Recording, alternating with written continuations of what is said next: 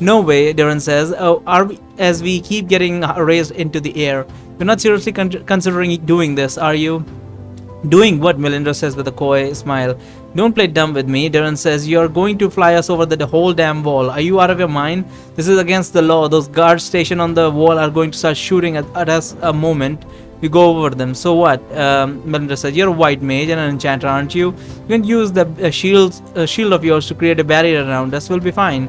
I don't have any barrier spell that deflect regular arrows, Darren says. Wait, seriously? Melindra says while raising an eyebrow. You don't have a barrier spell that reflects regular arrows? I mean, is a regular arrows are considered physical damage, right? So he should have basic protection against it. I mean, he could have said that his shield would break eventually, but he said that he doesn't have protection against arrow. That's kind of weird. And besides, that's not the point. Darren says we don't want to make this whole city into our enemy just because you are too lazy to wait in line. You don't? Melindra says, why not? I plan to come back to the city afterwards? Yes, Darren says. I mean, I don't know. Well, it's too late to go back now anyways, Melindra says. Look below us. We are already passing over their wall and those archers are getting ready to attack us. And hope at least someone in this group can defend against arrows, because lifting so many people at once using only air magic requires a great deal of concentration. I don't want to risk dropping any of you while trying to deflect incoming projectiles.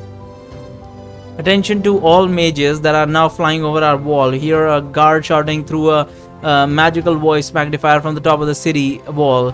You are to descend at once. I repeat, you are to descend at once. If you ignore this warning, we will treat you as an enemy of the kingdom and we will open fire. I will not repeat this again. Try to convince Melindra to bring us down. Let Melindra deal with the situation however she wants. She's not gonna bring us down even if I try to convince her, so we'll just go along with her.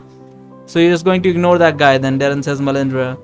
Sure, why not? Melindra says. It's not like I'll ever see him again. Just make sure to deal with their arrows until we're out of the range. I mean, not you, someone else. Someone else has to take care of that. I mean, Darren has like a shield, right? Like an actual iron shield. He can just block it. Well, I suppose he can just protect himself, I suppose. As Melindra is talking, the captain of the... Kate has like ice spells. She could protect us.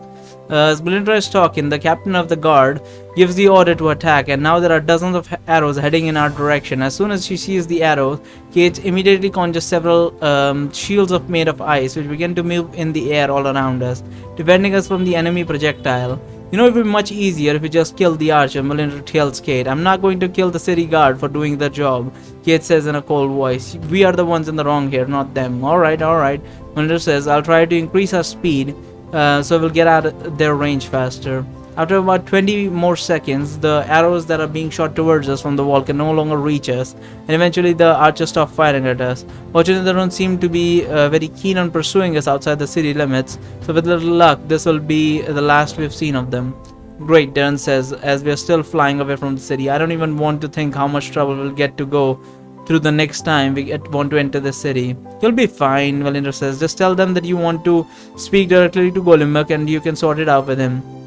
Maybe ask you to pay a fine or something, but I'm sure he won't send you to jail for something so minor. Alright, this is as good as a place as any. I'm bringing us back to the ground. Melindra then makes a waving motion with a hand and we all start to descend towards the grassy plains below us. Once we reach the ground, the Stillwater girl takes the lead and we all move to follow her. Why haven't we taken the main road? Kate asks Melindra as she leads us towards the wood. I saw a sign that said it was leading directly to Allender. Now the road takes longer than going through the forest. Melindra says it's because it takes a more roundabout way through safer territory so that the merchants can better avoid monster attacks. There's no need for us to take such precautions though. Most of you are powerful mages, right? Well, nowhere near as powerful as I am, but still. When you stop with the condescending remarks, I tell her, it's clear that your level of power cannot even compare to that of Aiden. And if you're talking regular Stillwaters, then we already beat 5 of them at once without much trouble. There wasn't anything special. I practically finished them all by myself. Stop bragging, you idiot, Araka says. If it weren't for my advice, your stupidly overpowered Leshethi relic, those regular Stillwater, would have stomped you all into the ground. Okay, fine, I'll admit it, I say, but we may have gotten a bit lucky there, but still, there were 5 of them and they were a squad. She's just one Stillwater and not particularly impressive one either. Judging by what spells I've seen her cast until now, I'd say she's an air elementalist. Isn't that right, Melindra? And whatever I am, Melindra says. She can still, like, some of them must be able to, like, rip, like, air out of lungs or something, right? What if I am? Melindra says. That's like the single weakest type of elementalist in existence, I say. Even if you take into account all the traditional mages with the non-traditional elements invented by the Lesethi, can you even cast anything other than a wind spell? Of course I can, Melinda says, visibly upset. Oh yeah, I say, well, why don't you teleport us all to the city of Valindra right now? Then Aiden could have done it. I'm not Aiden, Valindra says. Okay, my mistake, I say, but surely powerful air elementalists such as yourself could easily fly us all the way there, right? But I just remember they could barely keep us afloat while we were going. Why is he targeting her so hard? I just remember they would barely keep us afloat while we were going over the wall. So I'm supposing that flying is off the table too then, huh?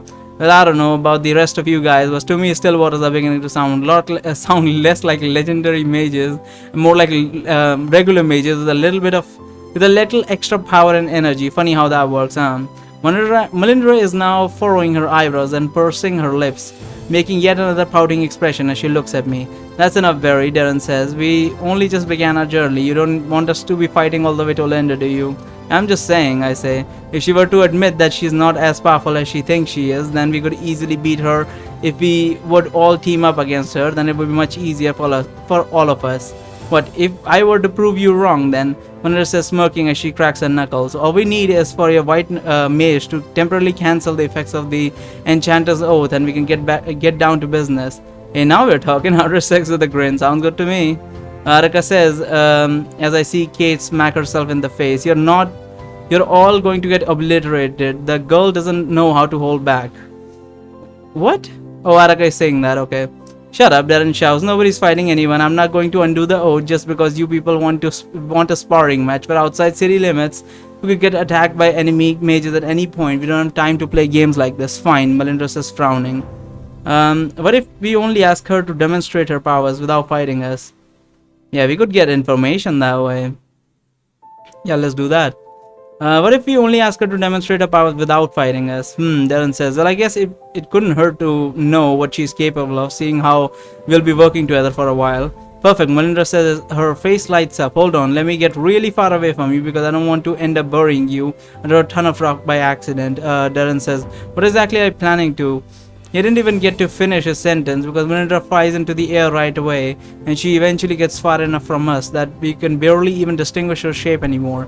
She then stops very high up in the sky. She appears to be raising her arms in the air. Is she gonna make like a tornado or something in the air? She's channeling her spell. Not long afterwards, we feel a very powerful wind coming towards us as we watch the air currently below Melindra spinning faster and faster until they turn into a full-blown tornado. Dozens of trees are now being pulled from their roots and being lifted into the air by the giant twister in the distance, and even large rocks underneath the soil are starting to break off from the ground. As a large cloud of dust covers the whole area between us and the tornado, the merchants for Thelius are beginning to stop by the side of the road in order to gaze at the terrifying spectacle that is unraveling before their eyes. Okay, Melindra, I think we have made your point, Darren shouts as loud as he can. You can come down now, you're scaring the locals. As soon as she hears Darren call out to her, Melindra begins to cancel her spell and all of the air currents forming the tornado slowly come to a halt. Over the next 30 seconds, while the trees and the rocks that were caught in the tornado fall to the ground one by one, once the twister has dissipated from the air, Melindra comes back, flying back, and she lands in front of us with a victorious smile on her face. How was that for a demonstration of power? She says, okay, I say you win this round. Maybe the air element isn't as weak as I made it out to be earlier. Of course it isn't.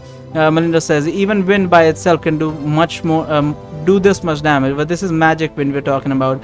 You can sharpen it like any other element. You can reinforce it. Do you have any idea how many possibilities? Melinda suddenly stops in the middle of a sentence. She briefly falls from her feet with her eyes closed, looking as if she was a second away from fainting. Are you alright? Darren says while he helps her regain her balance. I'm fine, Melinda says simply as she rubs her forehead with her eyes still closed. I think that was either someone casting a spell or she might have another enchanter's oath that prevents her from talking about this subject. Very interesting.